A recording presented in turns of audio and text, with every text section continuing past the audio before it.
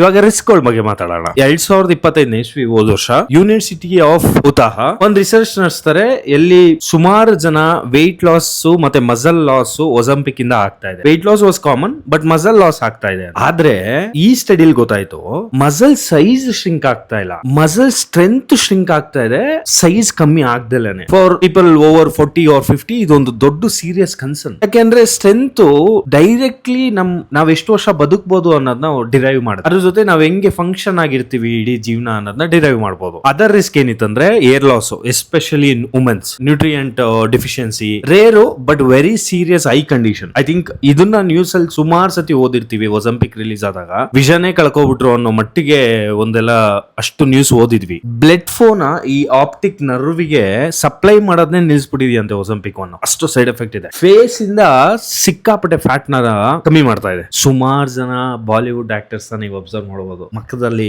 Face ಅಲ್ಲಿ volume ಕಮ್ಮಿ ಆಗ್ತಾ ಇದೆ. ಮೇಜರ್ ರಿಸ್ಕ್ ಏನ್ ಗೊತ್ತಾ, 70% ಆಫ್ ದ ಪೀಪಲ್ ಯೂಸ್ ಮಾಡಿದವರು ವೇಟ್ ನ ರೀಗೇನ್ ಮಾಡಿ, ಆ ಹಾರ್ಟ್ ಮೆಟಬಾಲಿಕ್ ಬೆನಿಫಿಟ್ಸ್ ಏನೇನ್ ಸಿಕ್ತು ನಮ್ಗೆ ಅದೆಲ್ಲಾನು ಮತ್ತೆ ರಿವರ್ಸ್ ಆಗಿದೆ. ಹೊಟ್ಟೆ ಹಶು ವಾಪಸ್ ಬರೋದು ಅಂದ್ರೆ ನಿಲ್ಲಿಸಿದಾಗ, ಇದನ್ನ ಯೂಸ್ ಮಾಡೋದು ನಿಲ್ಲಿಸಿದಾಗ ಹೊಟ್ಟೆ ಹಶು ವಾಪಸ್ ಬರೋದು ಡಬಲ್ ದ ಟೈಮ್ ಜಾಸ್ತಿ ಆಗಿದೆ. 100% ಇದ್ರೆ 200% ಆಗಿದೆ. ಡ್ರಗ್ ಏನು ಸಿಕ್ಕಾಪಟ್ಟೆ ಪವರ್ಫುಲ್, ಡೌಟೇ ಇಲ್ಲ. Science is always real. But ಒಂದು ಡ್ರಗ್ ನಮ್ಮ ಹಸುವನ್ನ ರಿಮೂವ್ ಮಾಡುವಂಥದ್ದು, ನೀವ್ ಹೆಂಗ್ ತಿನ್ಬೇಕು ಅನ್ನೋದನ್ನ ಹೇಳ್ಕೊಡಕ್ಕಾಗಲ್ಲ. ನಾವು ಲೈಫ್ ಲಾಂಗ್ ಆ ಮೆಡಿಸನ್ ತಗೊಂಡ್ ಕುತ್ಕೊಳಕ್ಕಾಗಲ್ಲ.